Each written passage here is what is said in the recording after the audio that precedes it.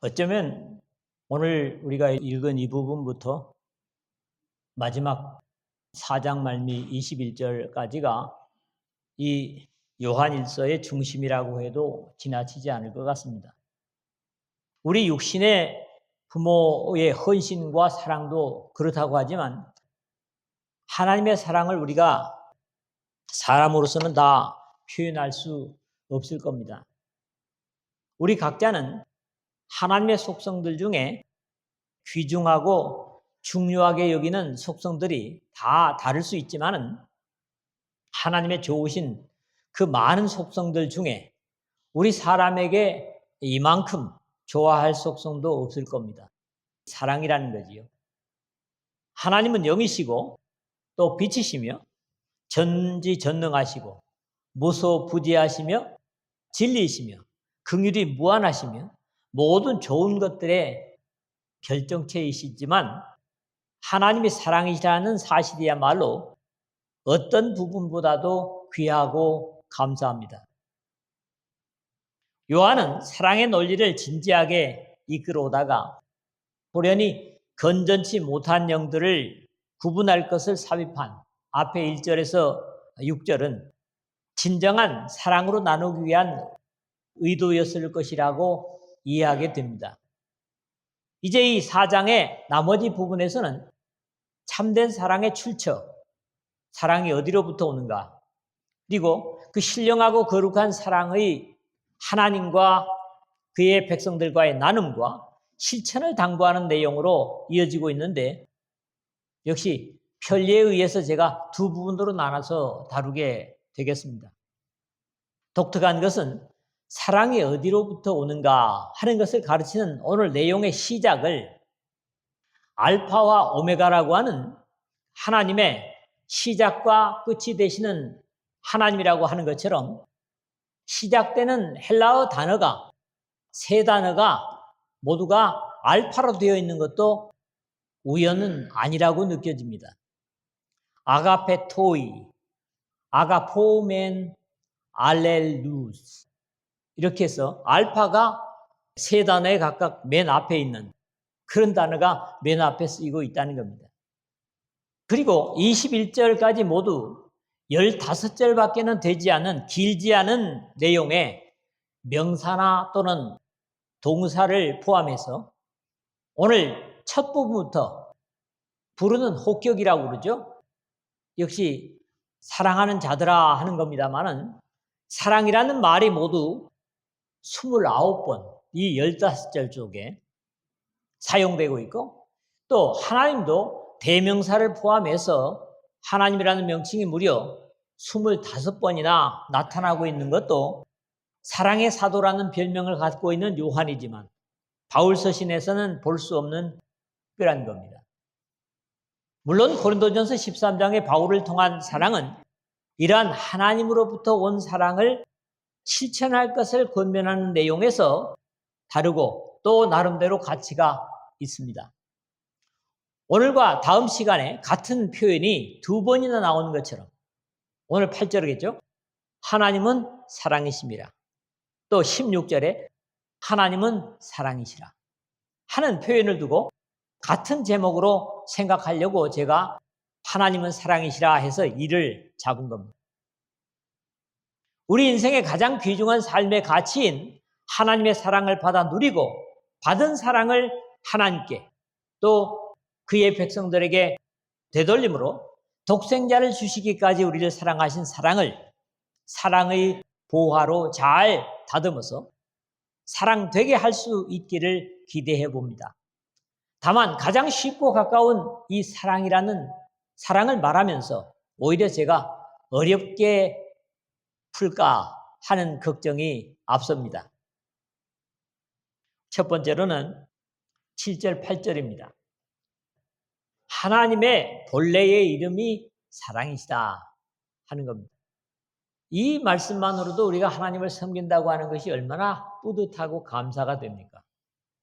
우리 모두가 각자의 부모의 사랑 가운데 태어난 사랑의 열매들이지만 이 육신적인 사랑은 결국 한계가 있고 또 어떤 사람은 자신이 사랑의 열매인 것조차도 부정할 수밖에 없는, 사랑받지 못하는 안타까움에 살다 가는 사람들도 적지 않은 것이 현실입니다. 그럼에도 어떤 사람이나 사랑의 근원이요 사랑 그 자체이신 하나님으로 거듭남을 경험한다면 세상에서 배울 수 없고 들을 수 없는 사랑을 경험하게 되고 그 사랑받음을 자랑하게 될 것입니다. 귀한 분으로부터 귀하게 여김을 받는다 하는 것 자체가 우리는 자랑 아닙니까? 여기서도 두 절 속에서 두 구절을 대조해서 사랑하는 사람이라야 사랑하신 하나님을 알 수 있다는 가르침을 주고 있습니다. 사랑하는 자들아, 우리가 서로 사랑하자. 사랑은 하나님께 속한 것이니 사랑하는 자마다 하나님으로부터 나서 하나님을 알고. 7절이죠. 사랑의 이름이야말로 경험하지 못한 사람은 이해할 수 없는 것이기 때문에 여기서도 사랑하는 자들아 라고 그 사랑에 호소하고 있는 겁니다. 사랑의 사도인 요한은 자신의 위치에서는 너희들 서로 사랑하라 명령할 수 있음에도 불구하고 그 사랑의 의무의 대상에 자신을 포함시켜서 우리가 서로 사랑하자라고 사랑받은 자로서의 사랑의 의무에 자신을 포함시키고 있다는 겁니다. 분명히 명령할 수도 있지만은 사랑은 하나님께 속한 것이니 했는데 왜냐 하면이라는 본래는 헬라어의 의미가 앞에 있고 이유와 함께 원문의 의미에 충실하게 이해를 한다면 사랑은 하나님께 속한 것이니 라는 말보다는 테 아가페 액투 데우 해가지고 사랑은 하나님으로부터 난 것이니 이렇게 표현할 수 있고 하나님께로부터 난 그 사랑은 앞에 또 관사를 둬서 제가 이게 문법을 써서 죄송합니다만 그 거룩한 사랑이라고 지적하고 있습니다. 사랑하는 자마다 하나님으로부터 나서 하나님을 알고 2절 뒷부분인데 그냥 공동체 전체를 향한 당부가 아니라 하나님께로부터 난 자마다 라고 하여요. 거듭난, 즉 하늘로부터 거듭난 개개인이라는 의미를 이해할 수 있습니다. 하나님의 주시는 과제는 교회 공동체에 주시는 과제들도 분명히 있기는 하지만 언제나 그것을 실행하는 데 있어서는 개개인을 통해서 전체에 파급되고 완성되게 되는 것이죠. 하나님으로부터 나서 하나님을 알고 이것은 당연한 결과입니다. 육신을 두고 이해할 때에도 누구보다도 자신의 부모를 난 자식이 더 잘 알 수 있다는 것이 영적인 원리에서도 다르지 않음을 말하고 있는 겁니다. 난다고 하는 것은 역시 출처를 가장 잘 안다는 의미가 되기 때문이죠. 우리가 자연에서도 보는 바입니다만 강 상류에서 부화된 연어는 태평양을 한 바퀴 돌고서도 다음 세대인 알을 낳기 위해서는 자신의 출생의 자리를 알고 찾아오는 것도 신기하지만 우리 각자가 어디로부터 누구로부터 태어났다고 하는 것은 그 태생의 성격에 가장 잘 어울리고 아는 이유입니다. 그런 이유에서 다음 절은 그와는 반대를 의미하는 것이 어렵지 않습니다. 사랑하지 아니하는 자는 하나님을 알지 못하나니 이는 하나님은 사랑이심이라 8절에 그랬죠. 사랑 그 자체이신 하나님을 알지 못하고서야 어떻게 사랑을 논할 수 있겠는가라는 부정적이지만 보다 분명한 논리를 들려주고 있습니다. 또 여기에서는 앞절에 각 개인적인 의미가 없이 전체적인 형태를 포함하고 있는 이유는 하나님을 알지 못하나니라는 말이 앞에 하나님으로부터 나서 하나님을 알고 라는 과제의 어느 시점에 하나님을 알므로 지금까지 계속적으로 알고 있다는 의미와는 다르게 한 번도 하나님에 대한 사랑을 경험한 바 없다는 것으로 지금도 여전히 알지 못하는 상태로 있다는 의미의 시제를 이 문맥에서 찾아볼 수가 있습니다. 그러면서도 오늘 제목을 잡은 이는 하나님은 사랑이심이라 했는데 거꾸로 이해를 하면 더 쉬울 것 같습니다. 하나님은 사랑이시기 때문에 하나님의 귀한 속성인 사랑을 함께 가지지 못한 가운데서는 하나님을 이해할 수 없다는 말입니다. 더 쉽게 말하면 미움으로 가득하여 미워하는 사람이 사랑으로 충만한 분을 어떻게 이해할 수 있겠는가라는 의미이기도 합니다. 지식적으로 하나님이 빛이시라 앞에 우리가 1장 5절에서도 할 수 있지만 하나님은 영이시니 이 요한복음 4장 24절에 라는 의미는 모두 하나님의 진리의 속성과 관련되고 이것은 도덕적이고 윤리적인 관계에서 이해할 수도 있습니다. 이런 하나님의 진리의 속성 때문에 이 세상에 실용주의와는 맞지 않는 독선적으로 들릴 수도 있습니다. 진리는 거짓이나 감춰두는 것을 용납할 수 없기 때문에 이 어둠의 세상 원리와는 조화될 수 없고 오히려 반대되기 때문입니다. 장포르 사르트르 같은 실존주의 철학이 주류를 이루면서 도덕이나 윤리는 물론이고 남녀의 성까지도 인정하려 들지 않는 사상들이 이 21세기까지도 연결되어지고 있습니다. 실존주의나 실용주의는 시도하는 일들에 방해가 되는 것들을 인정하려 들지 않고 목표를 위해서는 어떤 방법이든지 다 수용하고 현재의 불편을 용납하지 않기 때문에 미래는 중요하지 않습니다.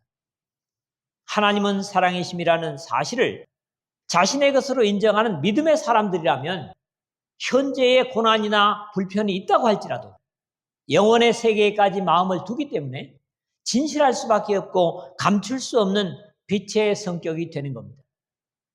그런 이유에서 사랑은 실용성이 별로 없는 원수까지도 사랑하는 삶인 겁니다. 두 번째로는 9절에서 10절입니다.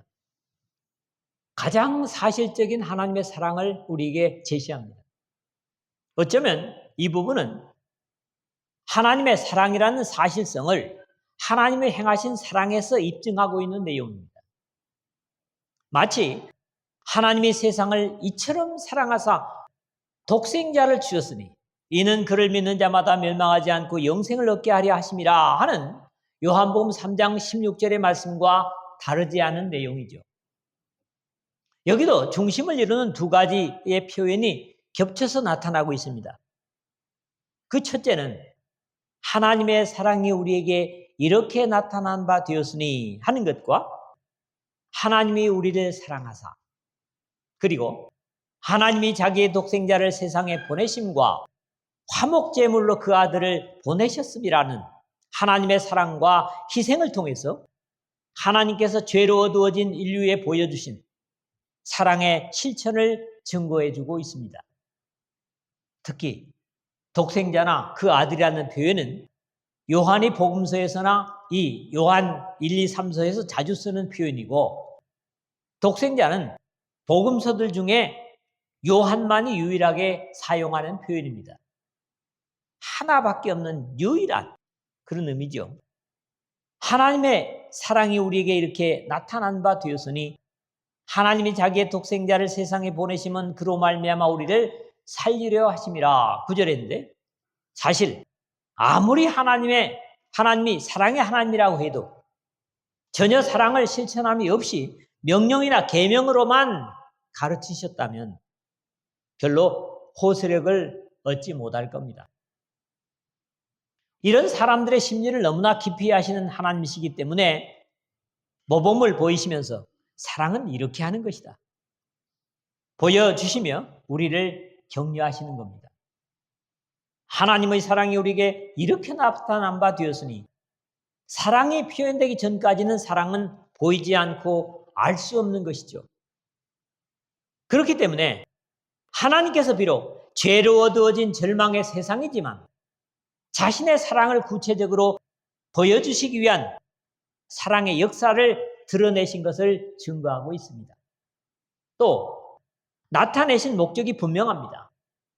이미 요한일서 3장 5절에서는 그가 우리 죄를 없애려고 나타나신 것을 너희가 아나니 하셨던 것처럼 이 8절에서는 하나님의 아들이 나타나신 것은 마귀의 일을 멸하려 하심이라 3장 8절입니다.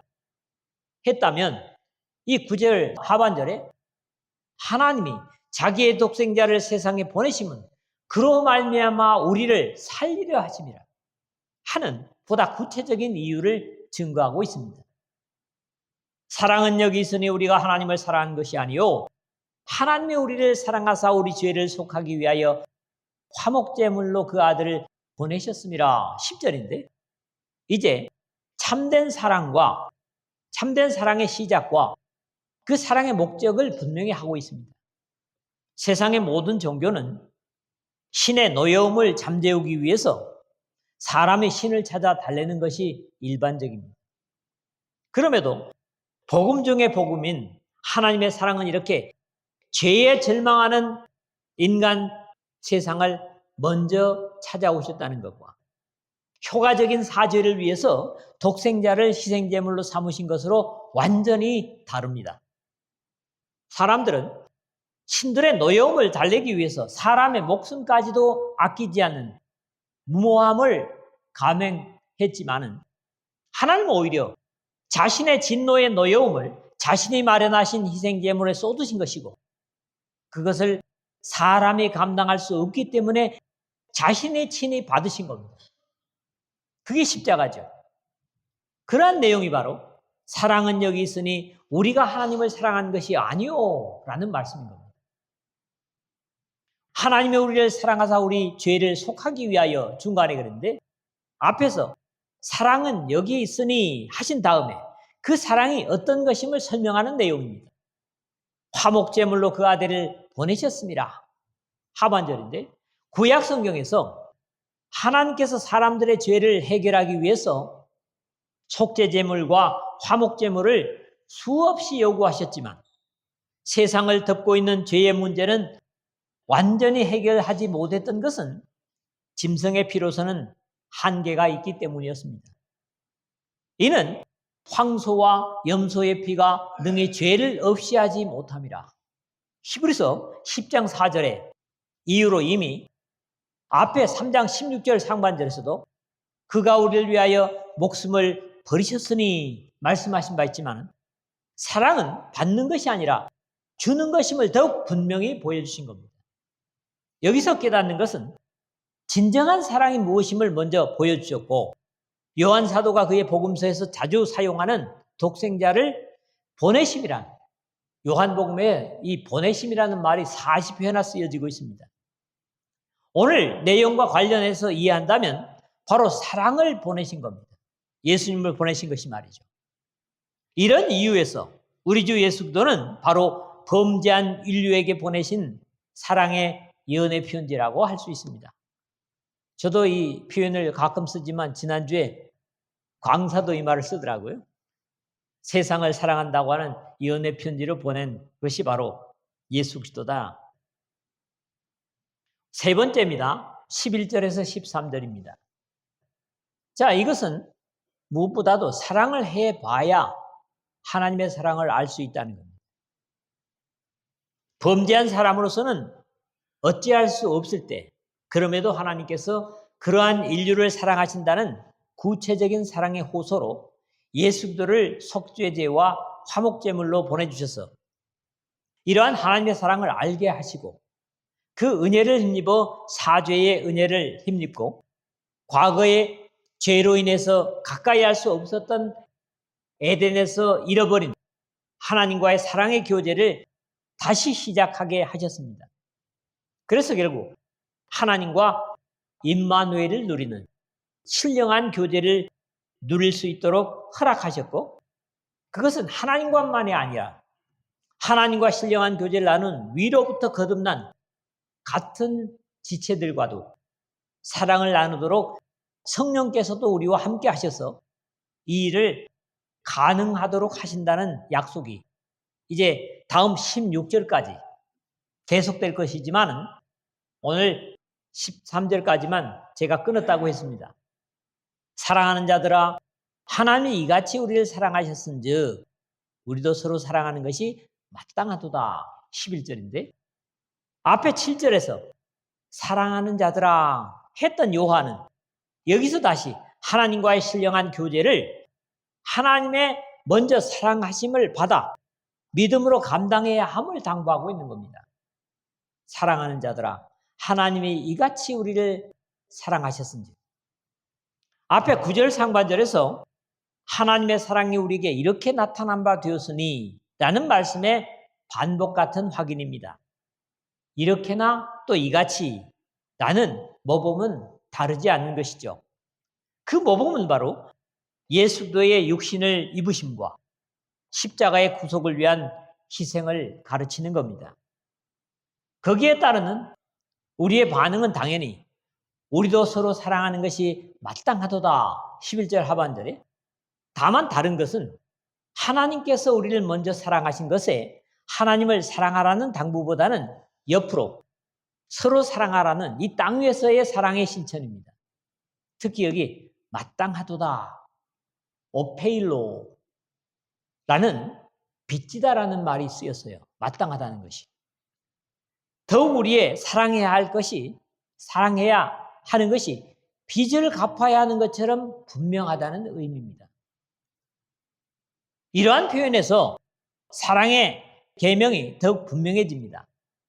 우리 주님께서 하나님께 나에게 죄 지은 자를 용서함 같이 나의 죄를 용서해 달라고 기도하라고 하셨고 그 기도에 붙여서 내가 너에게 이르노니 한 푼이라도 남김이 없이 갚지 아니하고서는 결코 거기서 나오지 못하리라 하시니라. 누가복음 12장 39절에 말씀하신 바 있습니다. 빚은 반드시 갚아야만 해결되는 것처럼 우리가 사랑해야 한다고 하는 것이 바로 빚이라고 말씀을 하는 겁니다. 어느 때나 하나님을 본 사람이 없으되 만일 우리가 서로 사랑하면 하나님이 우리 안에 거하시고 그의 사랑이 우리 안에 온전히 이루어지느니라. 12절입니다. 구약성경에서 일반적으로 하나님은 사람이 직접 뵐 수 없는 분이심을 여러 곳에서 경계해주고 있습니다. 대표적으로 모세가 시내산에 올라가서 40일간 교제하면서 하나님의 영광을 보여달라고 요청을 드렸습니다. 그럴 때 주님께서 이렇게 말씀하시죠. 너가 내 얼굴을 보지 못하리니 나를 보고 살 자가 없음이니라. 출애굽기 33장 20절에 거절하셨고 우리 주님께서는 나를 보는 자는 나를 보내신 이를 보는 것이니라. 요한복음 12장 45절에 사람이 되어 이 땅에 오신 예수 그리스도를 보는 것이 하나님을 뵙는 것과 다를 것이 없다고 증거하셨습니다. 그럼에도 여기에 요한은 한 가지 단서를 붙이고 있습니다. 만일 우리가 서로 사랑하면 하나님이 우리 안에 거하시고 12절 중간인데 우리가 서로 사랑한다면 비로소 우리 안에 하나님께서 함께 하심을 확인하게 될 것이라는 말입니다. 우리가 임마누엘을 사모하고 또 마태도 이사야의 예언을 인용하면서 이를 확인한 바 있습니다. 보라, 처녀가 잉태하여 아들을 낳을 것이요 그의 이름을 임마누엘이라 하리라 하셨으니 이를 번역한즉 하나님이 우리와 함께 계시다 함이라. 약속은 여기서 끝나지 않습니다. 그의 사랑이 우리 안에 온전히 이루어지느니라. 12절 하반절에 했지만 이미 2장 5절에서 누구든지 그의 말씀을 지키는 자는 하나님의 사랑이 참으로 그 속에서 온전하게 되었나니 이로써 우리가 그 안에 있는 줄을 아노라고 같은 증거를 주고 있습니다. 이제 오늘 말씀의 마무리는 13절입니다. 그의 성령을 우리에게 주심으로 우리가 그 안에 거하고 그가 우리 안에 거하시는 줄을 아느니라. 즉 상호간에 사랑한 곳에 성령의 중보가 함께 하시고 이러한 사실이 우리가 하나님의 사랑 안에 거하는 것을 확신할 수 있다는 말인데 이것은 깊은 철학적 지식으로만 하나님을 온전히 안다는 잘못된 주장을 하고 있는 영지주의자들의 잘못된 교리를 반박하는 내용으로 단순히 지식적으로 아는 것이 하나님 안에 거하는 것이 아니라 물과 성령으로 거듭난 사람들 속에 성령께서 함께 하심으로 우리가 하나님 안에서 하나님의 사랑을 누리고 있다는 사실을 하나님께서 친히 확증하시는 것으로 이미 앞에 3장 24절 하반절에서도 우리에게 주신 성령으로 말미암아 그가 우리 안에 거하시는 줄을 우리가 아느니라 같이 증거한 바 있습니다. 글쎄요, 좀 많이 풀어놓은 것 같은데 정리를 하고 마무리하겠습니다. 1세기 당시에 깊은 철학적 지식으로 충만했다고 하는 영지주의자들은 하나님의 사랑을 경험할 수 없었기 때문에 사랑할 수 없었지만 우리도 하나님은 사랑이라는 사실을 아는 것만으로 만족할 수 없다는 겁니다. 우리가 사랑의 하나님으로부터 거듭난 하나님께 속한 사람들이라면 내가 받은 그 사랑은 동일한 감격으로 지체들과 주위의 사람들을 사랑하는 것이 사랑의 하나님을 더 깊이 체험하는 방법이라는 겁니다. 우리 사람이 먼저 하나님을 찾은 것이 아니라 하나님께서 먼저 죄인 되었던 우리와 화목하게 하시려고 속죄 제물로 그 아들을 보내심으로 그 사랑을 보여주신 것입니다. 하나님은 자신의 유일한 독생자를 우리의 죄를 해결해 주시려고 이 세상에 사람을 입혀 보내시고 십자가의 고난과 수치를 당하게 하신 것은 우리를 살리려는 구체적인 사랑의 행위였습니다. 이 같은 엄청난 사랑을 받은 것이 확실하다면 우리가 직접 하나님을 그렇게는 사랑하는 것이 불가능하다고 할지라도 지체간에 서로 사랑함으로 하나님은 그 사랑 가운데 오셔서 사랑을 누리게 하시고 약속대로 성령께서도 우리 안에 거하시고 우리가 그 안에 거함을 확인시켜 주실 것이라는 겁니다. 이렇게 구체적이고 사실적인 사랑이 나를 살리심 같이 우리를 살리심 같이 우리 또한 생각에 머무르는 사랑이 아니라 작은 사랑을 실천함으로 우리가 하나님의 자녀된 것을 실감케 될 것입니다. 하나님을 더욱 가까이 모시길 원한다면 하나님의 사랑받은 감격으로 나도 사랑함으로 지체들 속에서도 더욱 친근한 주님의 사랑을 확인할 수 있는 여러분 모두 되시기를 주님의 복되신